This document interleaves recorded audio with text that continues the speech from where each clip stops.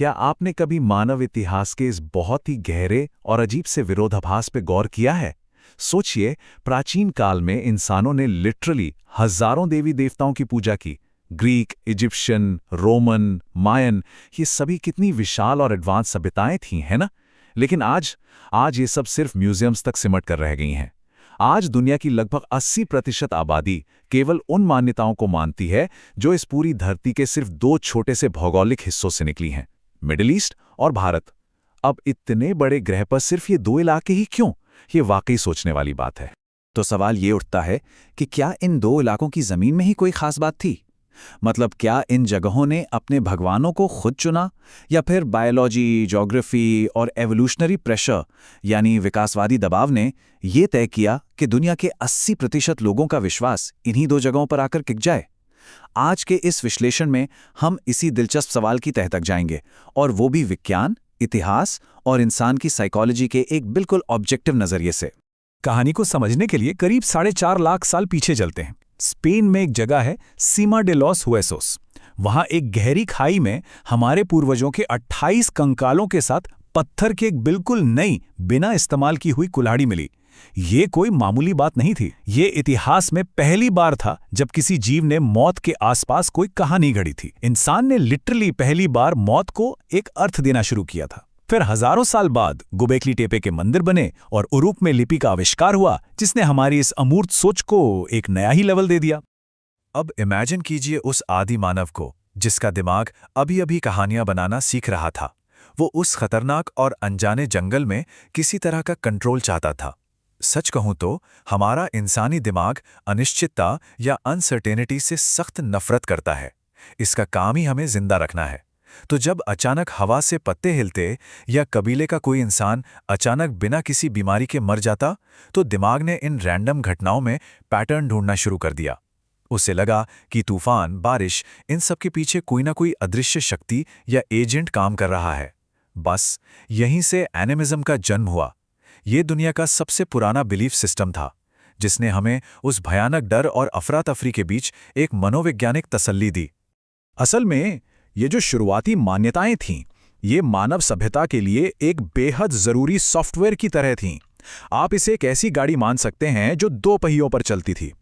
पहला पहिया था मनोवैज्ञानिक स्थिरता, यानी उन डरावनी, अज्ञात चीजों का कोई जवाब ढूंढना ताकि दिमाग शांत रह सके। और दूसरा पहिया था सामाजिक सहयोग, यानी कबीले के लोगों के बीच भरोसा बनाना और कुछ मॉरल रूल्स तय करना। जब तक ये दो पहिए सही सलामत घूम रहे थे, इंसान जंगलों में सुरक्षित था। इसी सिस्टम के बलबूते हम करीब 4 लाख सालों तक सरवाइव कर पाए। लेकिन फिर गेम पूरी तरह पलट गया। पृथ्वी के इतिहास में एक बहुत बड़ा शिफ्ट आया। आइस एज खत्म हो रहा था और मौसम स्थिर हो रहा था। लेकिन एक प्रॉब्लम थी।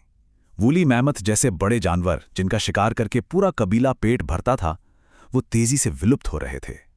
ऊपर से इंसान अब पृथ्वी के लगभग हर कोने में फैल चुका था। तो लगातार एक जगह से दूसरी जगह पलायन करते रहना अब प्रैक्टिकल नहीं था। इसी नेचुरल मजबूरी ने इंसानों को एक बहुत बड़ा कदम उठाने पर मजबूर किया। एक जगह रुकना और स्थायी रूप से बसना। एक जगह बसने का ये दबाव तो पूरी दुनिया पर था, लेकिन सिर्फ 2 भौगोलिक पट्टियां ऐसी थीं जिनका लक बहुत अच्छा था। आज जो 7 प्रमुख जंगली फसलें पूरी दुनिया को 80% कैलोरी देती हैं, उनमें से 6 फसलें प्राकृतिक रूप से सिर्फ और सिर्फ इन्हीं 2 इलाकों में उगती थीं, मिडिल ईस्ट और भारत। ये कोई आसमान से गिरा चमत्कार नहीं था, बल्कि एक सॉलिड ज्योग्राफिकल फैक्ट था। इसी वजह से शुरुआती खेतीबाड़ी वाले सेटलमेंट्स सबसे पहले इन्हीं 2 जगहों पर उभर कर सामने आए। लेकिन खेती शुरू होते ही एक बहुत बड़ी क्राइसिस आ गई। यहाँ ये जो नंबर 150 है ना, ये बहुत क्रूशियल है। मशहूर एंथ्रोपोलॉजिस्ट रॉबिन डनबार के मुताबिक हमारा इंसानी दिमाग बायोलॉजिकली इस तरह वायर्ड है कि हम ज़्यादा से ज़्यादा 150 लोगों के साथ ही एक स्टेबल सोशल ट्रस्ट और सहयोग बना सकते हैं। ये हमारी बायोलॉजिकल लिमिट है। अगर आबादी इससे ज़्यादा बढ़ती है तो भरोसे का वो जो नेचुरल सिस्टम है वो पूरी तरह से ढहने लगता है। जरा इस बदलाव को सोचिए। जब खेती शुरू हुई तो जो कबीले 50 लोगों के हुआ करते थे, वो रातों रात 8000 से ज्यादा लोगों की विशाल बस्तियों में बदल गए। मतलब शहर के 98% लोग एक दूसरे के लिए बिल्कुल अजनबी थे। एक्स्ट्रा अनाज जमा होने से समाज में असमानता दुगनी हो गई और वो जो शिकारियों वाले दौर का एक नेचुरल भरोसा हुआ करता था ना, वो पूरी तरह चकनाचूर हो गया। और ये सिर्फ कोई थ्योरी नहीं है, इसके सॉलिड पुरातात्विक सबूत मौजूद हैं। टर्की के प्राचीन शहर चातलहोयुक का डेटा देखिए। वहां खुदाई में 93 खोपड़ियां मिलीं, जिनमें से 25 में बहुत ही गहरे फ्रैक्चर थे, बिल्कुल वैसे ही जैसे किसी ने भारी हथियार से वार किया हो।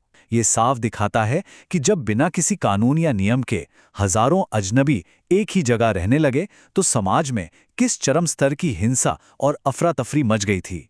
तो अब हम एक बहुत ही गंभीर मोड़ पर आ गए थे। वापस जंगल में जाना तो पॉसिबल ही नहीं था और हजारों लोगों का एक साथ रहना जानलेवा साबित हो रहा था। आखिर इतने सारे अजनबियों के बीच कोई भरोसा कैसे कायम करे? कबीले वाले वो पुराने नियम तो अब फेल हो चुके थे।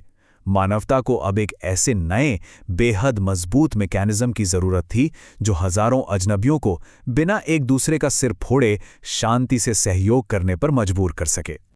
और इसका जो समाधान निकला वो सच में आपको हैरान कर देगा। करीब 12,000 साल पहले गोबेकली टेपे में, मतलब खेती शुरू होने से भी पहले, उन हंटर गैदरर्स ने 20-20 टन के विशाल पत्थर तराश कर मंदिर बनाए।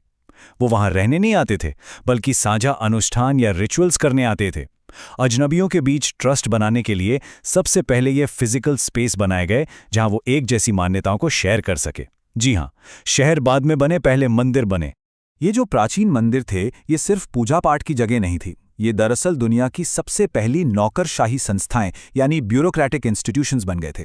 आपको जानकर हैरानी होगी कि उरुक शहर में दुनिया की पहली लिपि क्यूनिफॉर्म का आविष्कार कोई महान कविताएं लिखने के लिए नहीं हुआ था, बल्कि इसका आविष्कार हुआ था मजदूरों के बीच बियर और अनाज के आवंटन का सटीक हिसाब रखने के लिए।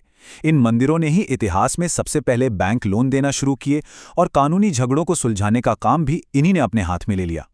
अब नियम तो बन गए, लेकिन उन्हें इतने सारे अजनबियों से मनवाना कैसे है?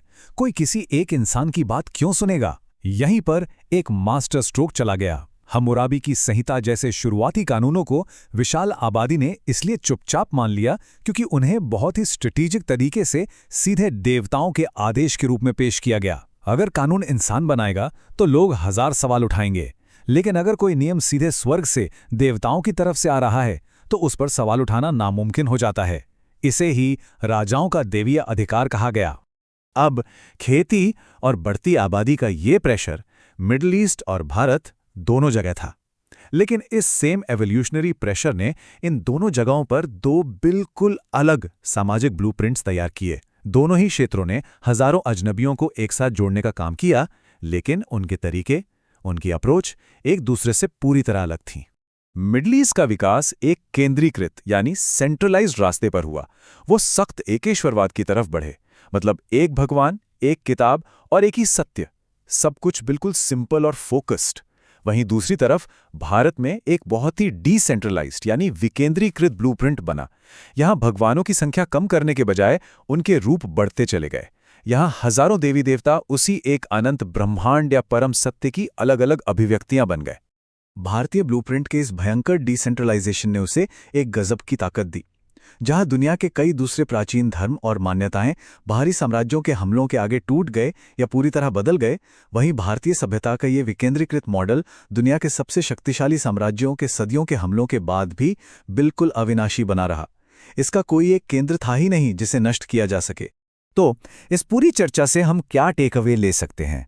जो धर्म और मान्यताएं आज हमारी इस आधुनिक दुनिया पर हावी हैं, वो शायद इसलिए नहीं बचीं कि सिर्फ वही इकलौता सत्य थीं।